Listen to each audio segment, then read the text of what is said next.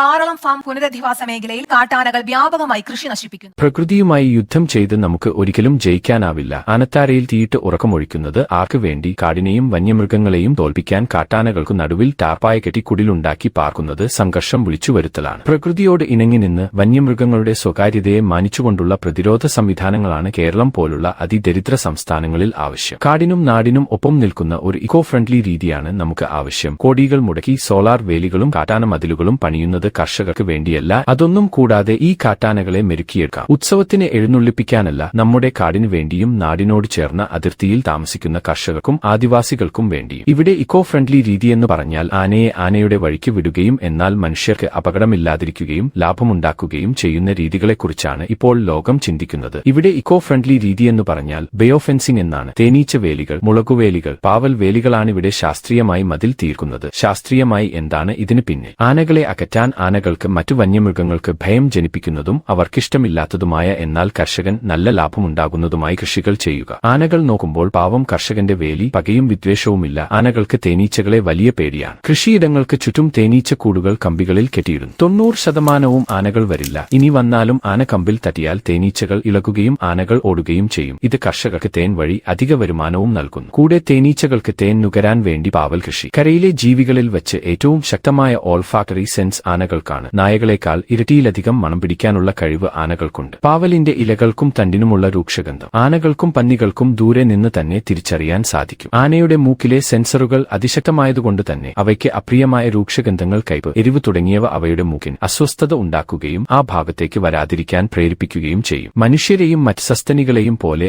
ആനകളുടെ നാവിലും രുചി തിരിച്ചറിയാനുള്ള രസമുകുളങ്ങൾ ഉണ്ട്. മധുരവും പുളിയും ഉപ്പും കയ്പും ആനകൾക്ക് തിരിച്ചറിയാൻ കഴിയും. പ്രകൃതിയിൽ കയ്പുള്ള മിക്ക സസ്യങ്ങളും വിഷാംശമുള്ളവ ആയിരിക്കാൻ സാധ്യതയുണ്ടെന്ന് മൃഗങ്ങൾ ജന്മനാ മനസ്സിലാക്കുന്നു. അതുകൊണ്ട് തന്നെ കയ്പുള്ളവയോട് ആനകൾ പൊതുവെ താൽപര്യം കാണിക്കാറില്ല. ചില്ലി ഫെൻസിംഗ്, മുളകുവേലി. കർഷകൻ നല്ല വരുമാനം തരുന്ന കൃഷി. ആനകളെ കൃഷിയിടങ്ങളിൽ നിന്നോ ജനവാസ മേഖലകളിൽ നിന്നോ അകറ്റി നിർത്താൻ ലോകമെമ്പാടും ഉപയോഗിക്കുന്ന വളരെ ഫലപ്രദമായ മാർഗമാണ്. മുളകിന്റെ എരിവിനും മണത്തിനും കാരണമാകുന്ന കാപ്സൈസിൻ എന്ന ഘടകം ആനകൾക്ക് വലിയ അസ്വസ്ഥതയുണ്ടാകും. ഇത് മുതലെടുത്താണ് ചില്ലി ഫെൻസിംഗ് പ്രവർത്തിക്കുന്നത്. മുളകിന്റെ രൂക്ഷഗന്ധം ദൂരെ നിന്നേ തിരിച്ചറിയും, ഉടനെ വഴിമാറി പിന്തിരിഞ്ഞു പോകും. ഇതിന്റെ ഗുണങ്ങൾ ആനകളെ ശാരീരികമായി ഉപദ്രവിക്കുകയോ ചെയ്യുന്നില്ല. കർഷകൻ വരാഴികയും പന്നി, കാട്ടുപോത്ത് തുടങ്ങിയ മൃഗങ്ങളെ തടയാനും ഇത് സഹായിക്കും. ഇനി മറ്റൊരു ലളിതമായ ചില്ലി ഫെൻസിംഗ്. സാധാരണ വേലിക്കമ്പികളിൽ മുളകുപൊടിയും കരിയോയിലും കലർത്തിയ മിശ്രിതം പഴയ ചാക്കിലോ തുണികളിലോ തേച്ചുപിടിപ്പിച്ചത് തൂക്കിയിടുന്നു. ആനയും പന്നിയും വരില്ല. ഇതുപോലെ വളരെ ലളിതവും ചെലവ് കുറഞ്ഞതുമായ പ്രകൃതിദത്തവും വരുമാനവുമുള്ള മാർഗങ്ങൾ ലോകമെമ്പാടും വിജയകരമായി നടപ്പിലാക്കുമ്പോഴും കേരളത്തിൽ മാത്രം ചില മതസംഘടനകൾ കർഷകരെ അക്രമത്തിന്റെ പാതയിലേക്ക് നയിക്കാൻ ശ്രമിക്കുന്നതിന് പിന്നിൽ എന്താണ് നിങ്ങൾക്കറിയാം?